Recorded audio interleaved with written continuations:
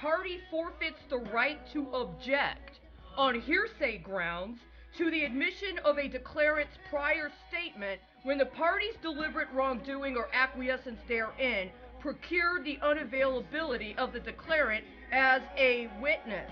Really?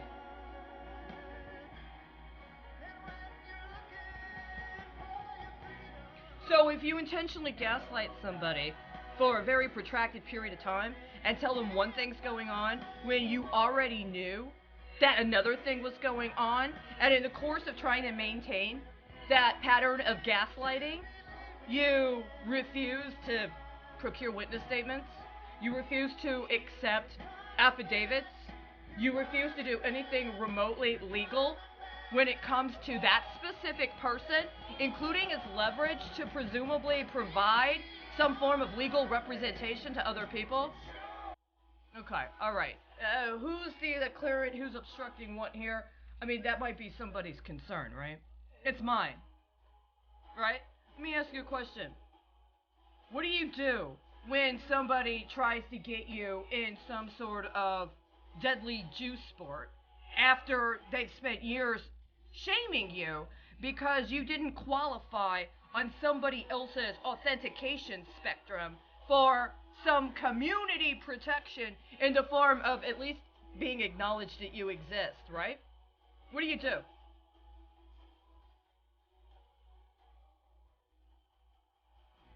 I understand that I am somehow connected to or as a recipient of a war bond, an authentic war bond. The country of origin of the war bond, the issuer of concern, I'm not very certain. There was at some point a specific war bond process. It's connected to this whole resilient cities process, which I find completely contemptible, right?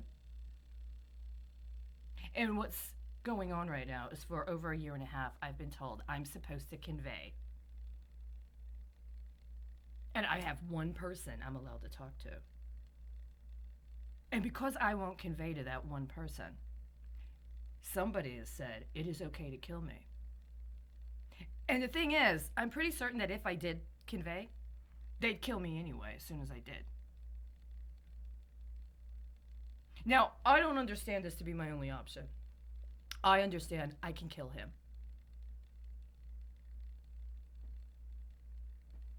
I can. I have never knowingly and willingly attempted to take the life of anybody. I have attempted to go through the court system and to apply my rights to due process, including in support of prosecution of people who are guilty of capital offenses. I honestly, literally believe not only some sort of etheric or spiritual matter that they're guilty of capital offenses, but that there is enough evidence to prove that they willfully, intentionally, and knowingly engaged in a conspiracy to, among other things, murder people, including in what is a unilateral ethnic based campaign of murder, and also including in manners that sought to genocide certain groups of people, at least culturally genocide them, i.e., you are not going to be allowed to reproduce as a species as long as you are doing so identified with this kind of community. As long as you have a consciousness of a particular cultural or national belonging, as long as you have an understanding of a sort of cultural paradigmatic experience of having certain standards, including certain standards of what would be considered quality of life, and whatever would be considered to be ethical or moral in terms of your economy, as long as you insist on identifying yourself with these characteristics, you personally are not going to be allowed to reproduce. And while you're allowed to live, you're going to be enslaved. That's, in some context, by the letter of the law, genocide. You will just kidnap the women. And you will not let them reproduce unless they agree to sire the children of somebody else's culture as a way to replace their own. That's how I understand this. You see, the men I knew, and the women too, by the way, could have engaged a conversation, could have worked together with me from where I came from to determine how we were going to comport ourselves together and how we were going to share things from our individual cultural perspectives. And insofar as we might have a child at some point or be in a situation where we were engaged in child rearing, there would be ways that we would raise that child to be able to know their culture and be able to understand they were going to be considered in accordance with that culture. But you want the elimination of the entire culture.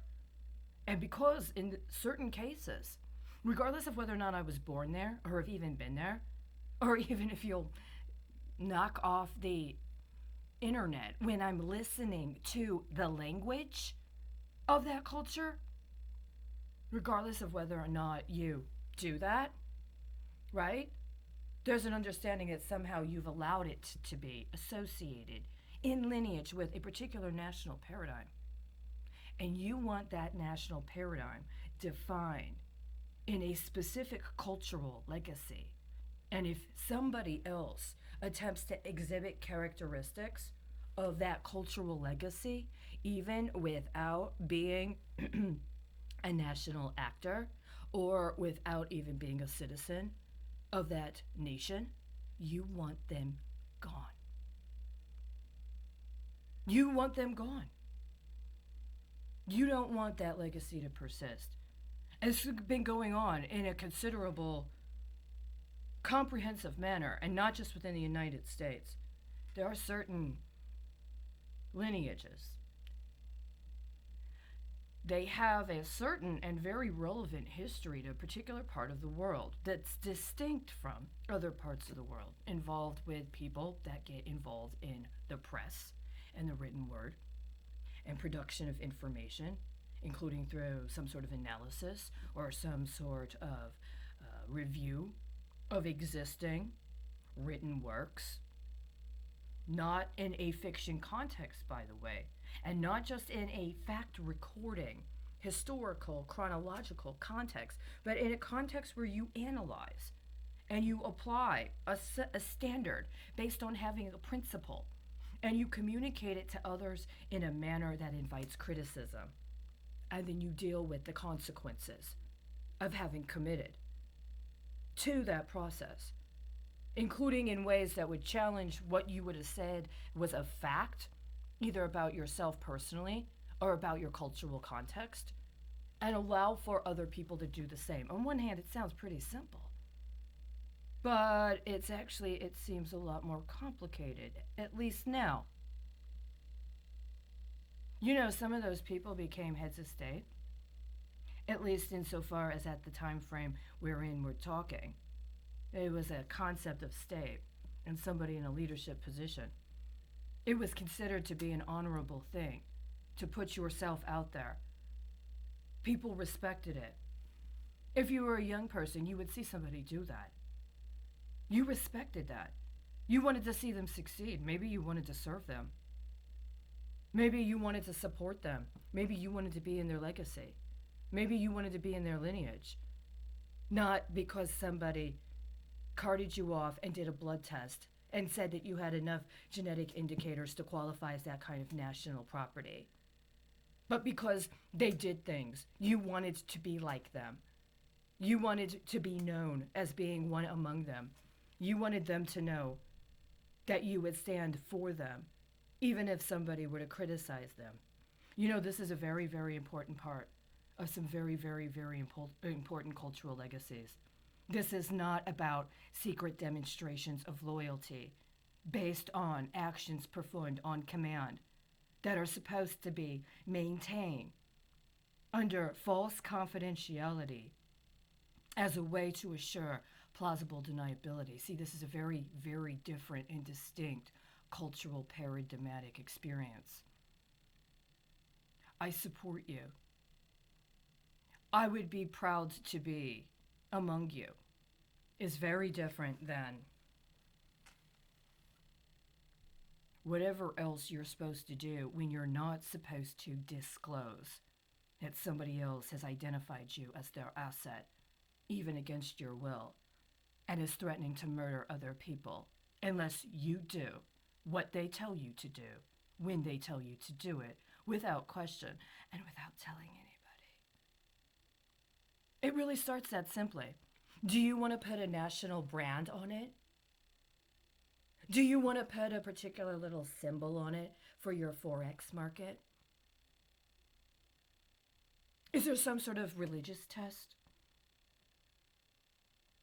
Is there a particular way you say that family name, you roll your R's, or you get a little extra microsecond on the delay of that particular syllable in order to exhibit what would be identified as appropriate, acceptable, tolerable? What do they call it? Tolerance. You're going to tolerate me, right? I will say for the record that if you were to tell me that you were going to put me on the street and or you were going to try to put me into a context where I have to enter a courtroom that I already know has been time encoded as well as energetically encoded to be lethal, if not for me personally, then for other people outside of that courtroom proceeding. If you were to tell me that these things were going to result unless I literally took the life of the only person you allow me to talk to, then I would have to make a choice, wouldn't I? And you know this. You know this, and you have to understand that's what I woke up with this morning. That's the reality you have created, and my state of mind right now understands. You have absolutely every intention of attempting to recycle me back into a circuit that every time boils down to what? For several years, I only had 3 days. Every once in a while, like every 6 months, I might get up to a week to 10 days. But the whole point was, you need to have sex with this person. When we say you need to have sex with this person, with the understanding that as soon as I do, the likelihood that I personally end up murdered increases substantially. That's how I understand this. I've been allowed to be indoors for 2 years. Every single thing I've done to try to support myself has been intentionally sabotaged at the highest level. Everything I've done to try to be compliant with the law has been made into a mockery. I am constantly assailed on a daily basis with persecutorial underwriting, specifically chastising me because I do not agree to engage in sex acts. And the understanding is, until you have sex with the person we said, we're not going to let you talk to anybody else. And now we're more than a year and a half down the line since that started. And I'm being told I have to go and leave or agree to start having sex in order to commit to acts of prostitution to pay the rent.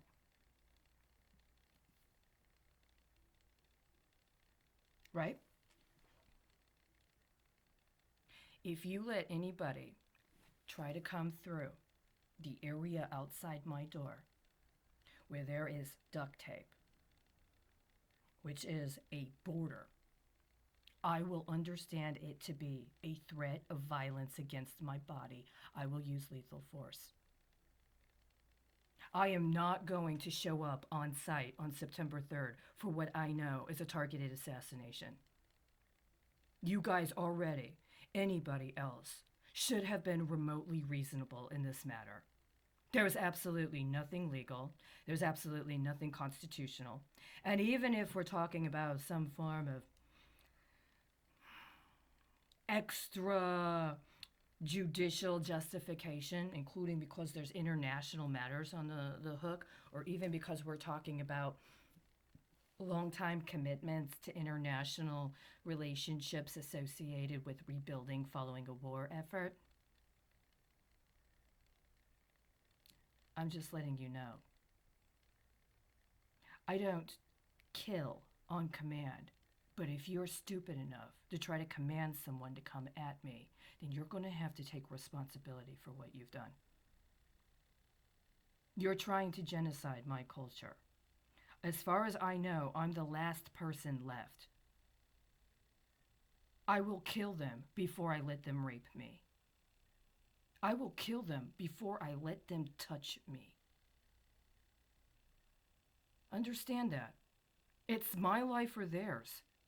And you're the one that created the circumstances for this to be the reality.